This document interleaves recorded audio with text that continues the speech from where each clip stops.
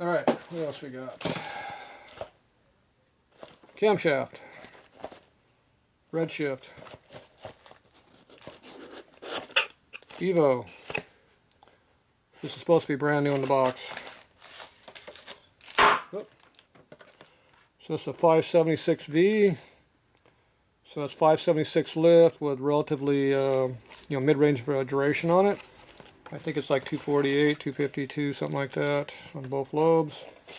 So this is an intermediate cam for a small motor like an 80, and for a big motor like a 100+ inch motor, it's a mild cam. They make a lot of power, a lot of torque. So this one here, the lobes look basically brand new, but you can see the wear mark from the roller bearing here and the bushing over here. So you know it was in a bike and then taken back out. Probably because they thought it was too tame, would be my guess. It's not likely it was too hot. It's not that big of a cam. But, anyway, in California you can't get this stuff because we're in California. So I buy stuff on eBay and so I can get it.